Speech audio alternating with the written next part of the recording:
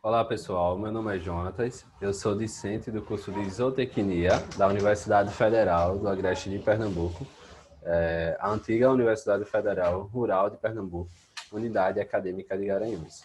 Antes de iniciar a apresentação do meu trabalho, eu gostaria de agradecer à comissão organizadora do Zootecnista Pode Sim, pela oportunidade de vocês terem me dado de apresentar o meu trabalho, de demonstrar um pouco do que eu faço. E também eu gostaria de parabenizar a vocês por essa iniciativa que tem dado aos profissionais zootecnistas de mostrar à sociedade a sua importância por ser geradores de produção de alimento para todo mundo. E o meu trabalho é intitulado como Distribuição Espacial e Evolução do Rebanho Ovino no estado de Alagoas nos anos de 2002 e 2010 para o desenvolvimento de melhorias sustentáveis. Como autores, temos eu, Jonatas, Aline Andrade, José Anderson, Edilene Ferreira e o orientador Kleber Santoro. Bem, inicialmente eu vou começar a falar da espécie que eu escolhi para a realização desse trabalho, que é a espécie ovina.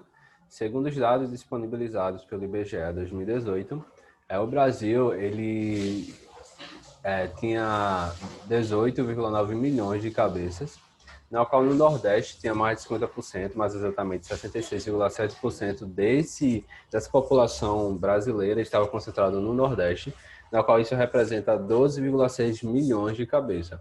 E o estado nordestino que lidera com a maior quantidade de cabeças no seu estado é a Bahia. E o estado foco aqui que foi escolhido foi o estado de Alagoas, na qual nesse ano ele tinha 296 mil cabeças.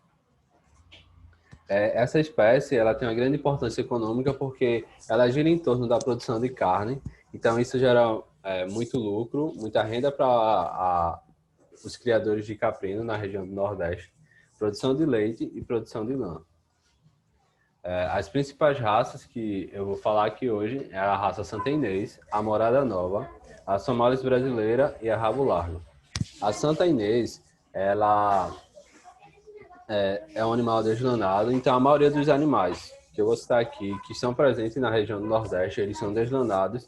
Isso foi decorrente ao sucesso evolutivo e adaptativo que esses animais eles tiveram para então se estabelecer na nossa região nordestina, devido ao fato de ser uma região com clima elevado, são regiões secas, e isso foi um dos principais motivos que eles tiveram sucesso para a adaptação na nossa região. A Santa Inês tem pelos curtos, é um animal de grande porte, então a sua adaptação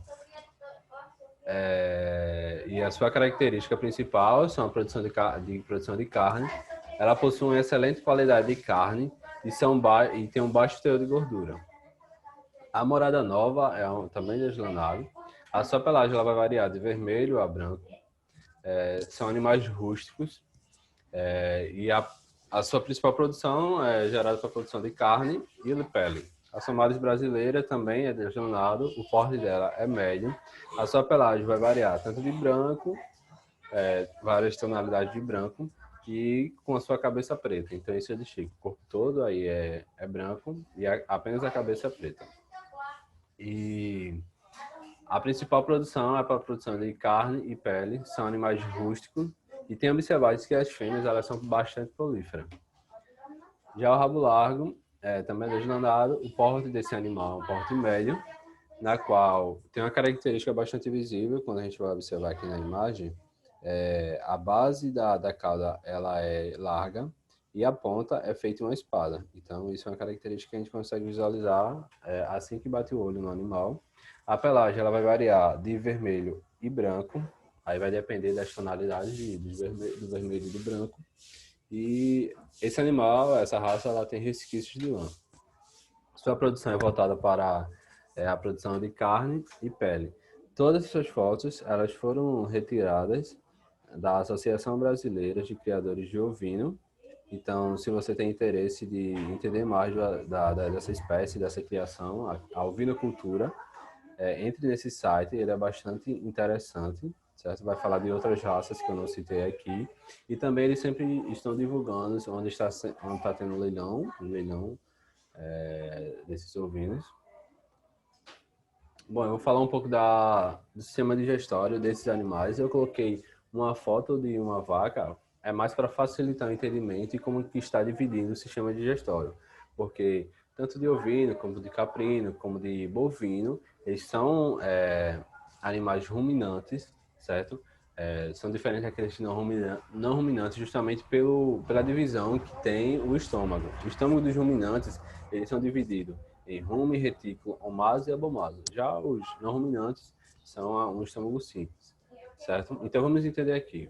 Vamos lá imaginar que aqui é um ovino, certo? E ele está ingerindo aqui um capim-elefante. Aí a partir do momento que ele faz a apreensão desse capim-elefante, vai ser mastigado, vai passar aqui pela boca, vai passar pelo processo de mastigação, depois ele vai passar pelo processo de ele vai passar pelo esôfago, na qual o esôfago ele tem a capacidade de extensão bastante grande, que isso vai auxiliar no direcionamento do alimento até a chegada do rumen e no retículo. Então, esse alimento ele vai passar pelo rumen, vai começar aqui a passar pela fermentação bacteriana, na qual a proteína, os carboidratos vão ser quebrados pelos micro-organismos, na qual vão, depois em seguida, vai passar pelo omaso, e no omaso ele vai chegar no abomaso. O abomaso, ele é caracterizado como o estômago nos humanos ou nos não ruminantes, certo? Aqui é que vai acontecer a quebra da proteína, certo? Para um animal ingerir os aminoácidos.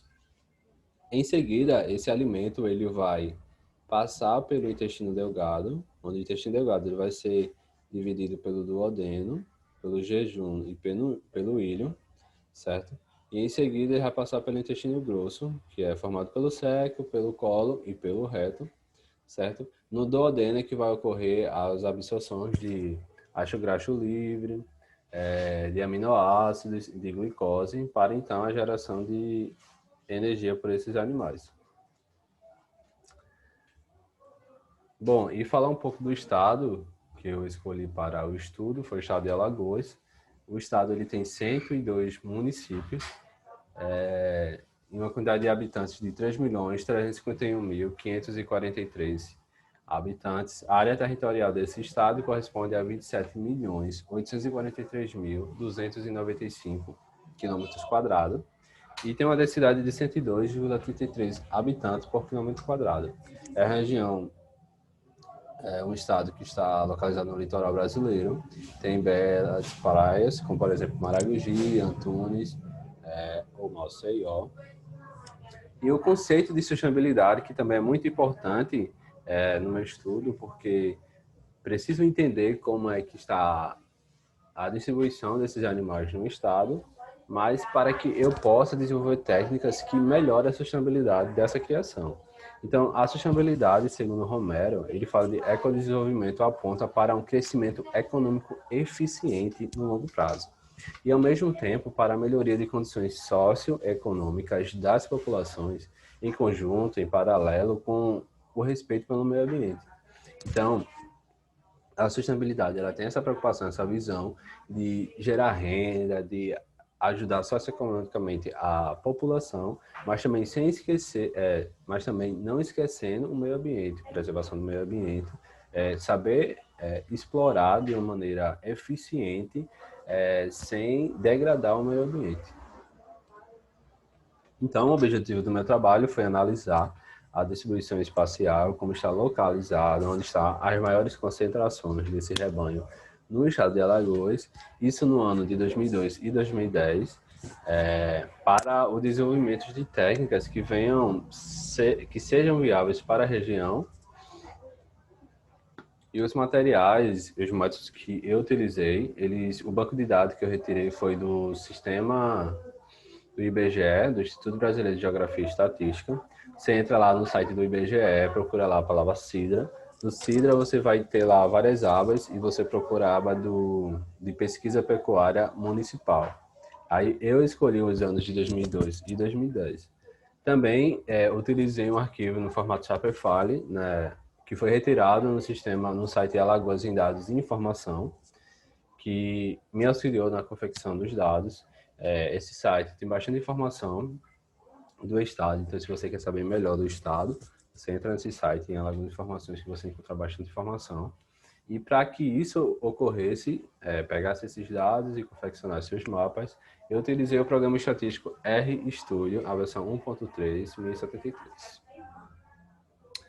Bem, os resultados encontrados, esse foi o primeiro gráfico que eu confeccionei. Esse aqui foi do ano de 2002, certo? No ano de 2002, o Brasil ele possuía 14.287.157 animais, na qual 8 milhões estava concentrado na região nordestina. E no estado, em Alagoas, que é o foco do meu trabalho, tinha 179.554. Então, esse total de 179.554, a maior parte estava concentrado aqui, nesse verde mais intenso, na qual ele representa cidades que tenham entre cerca de 2.787 animais a 13.000. Então, a gente tem cidade aqui que tem 2.700 animais e algumas cidades ela tem mais de 13.000 animais.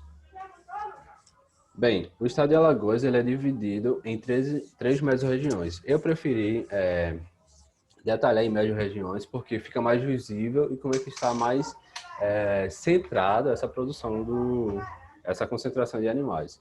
Então, quando a gente vai observar aqui, em verde, esse verde mais claro aqui, a gente consegue ver a divisão aqui da mesorregião leste alagoano. Em amarelo, representa o agreste alagoano. E em laranja, o sertão alagoano. Quando a gente compara aqui com o mapa da análise do resultado que encontrei, a região leste, ela quase não tem animais. Tem cidades aqui da região leste que não passa de 1.060 animais. E tem cidades que chegam, a maioria das cidades aqui da região leste, ou ela não tem nenhum animal, ou ela tem até 178 animais. Já a região do agreste, ela tem uma maior concentração de animais, tendo cidades aqui que podem ter até 13.000 animais, mas a maior concentração ela está localizada aqui no sertão alagoano. Se você ver aqui, a maioria das cidades ela tem mais de 2.767 animais. Aqui é o mapa de 2010, a gente consegue observar a diferença. No próximo slide eu vou mostrar essa evolução que teve de 2002 a 2010 e como foi essa concentração. No ano 2010, o Brasil ele tinha 17.380.582. Então, houve uma diferença de mais de 3 milhões comparado a 2010. Isso numa visão do país.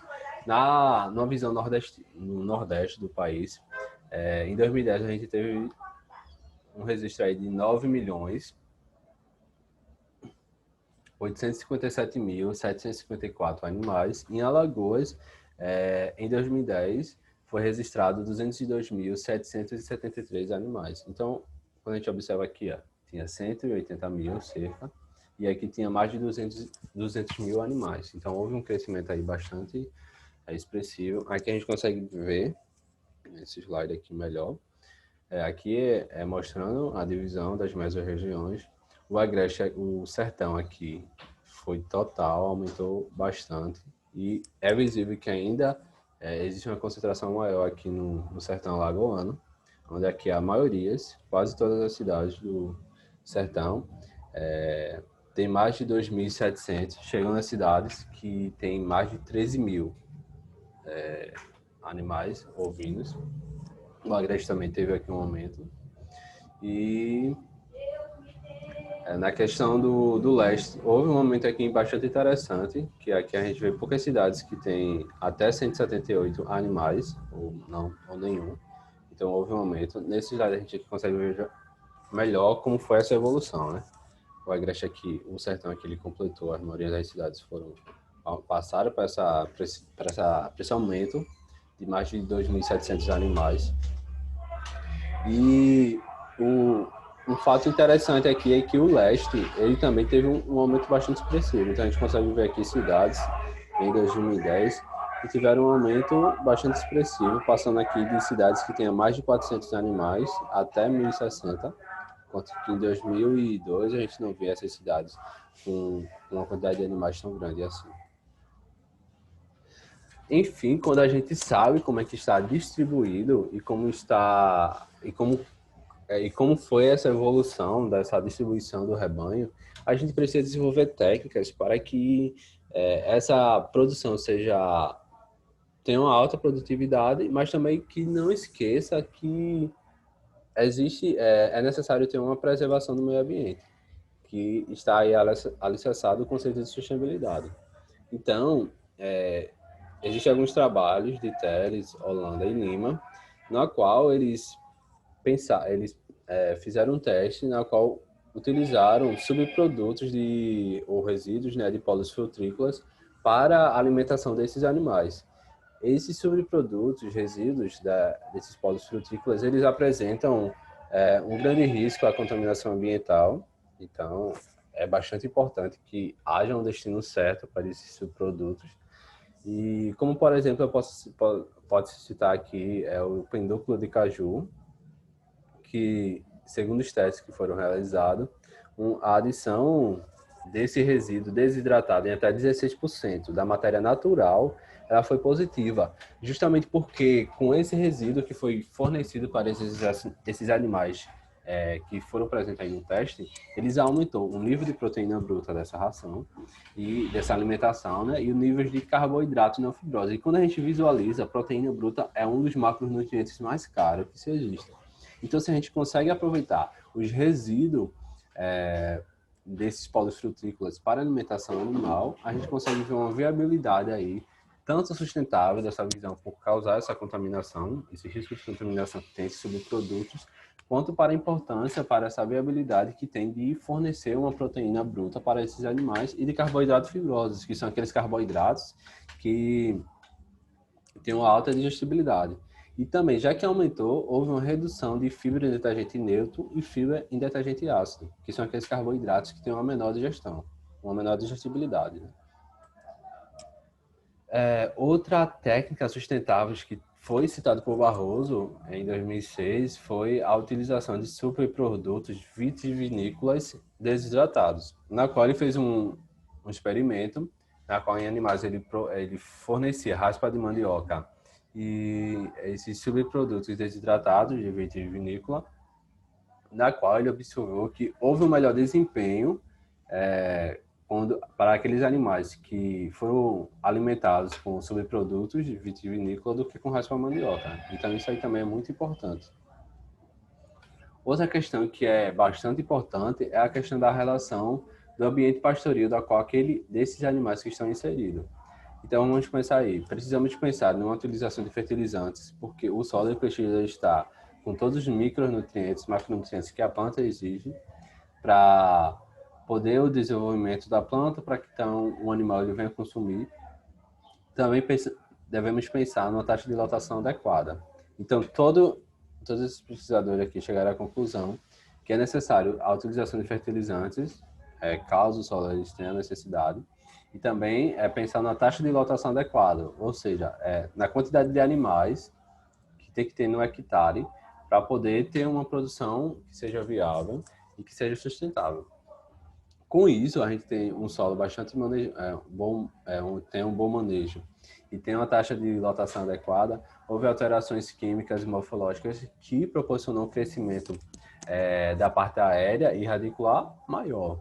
Então, se eu tenho uma parte aérea de uma planta bem desenvolvida, um sistema radicular bem desenvolvido, com certeza eu vou diminuir a redução do risco de compactação do solo, certo?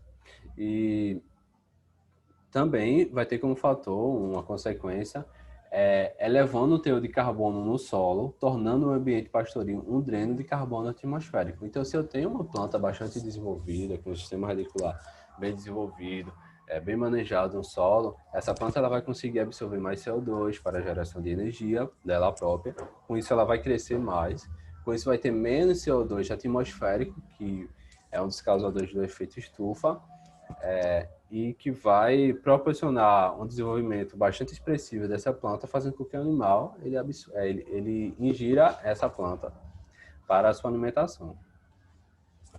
Logo, a gente pode concluir que saber a concentração da distribuição é fundamental para a criação de técnicas sustentáveis para a melhoria do estado, nos quais se compreende as mesmas regiões do Agreste e Sertão Alagoano desse estado. Então, se a gente sabe como está distribuído essa quantidade de animais, é necessário o desenvolvimento de técnicas e uma visão do governo para que se concentre investimentos para aquela região. Com isso, vai fazer com que tenha um crescimento socioeconômico, uma geração de renda para os produtores e também sejam exercidas técnicas, melhorias, visando a sustentabilidade para o sertão, no caso aqui para o Agreste e sertão alagoano. Essas aqui foram as referências que eu utilizei, certo? E qualquer dúvida, vocês podem mandar um e-mail para mim. Eu vou ficar muito grato e vou ficar muito alegre se vocês mandarem um e-mail solicitando qualquer dúvida do meu trabalho, que eu vou responder. Assim que eu ver, eu vou responder vocês. Podem mandar para jonatas-2011@hotmail.com e agradeço a oportunidade.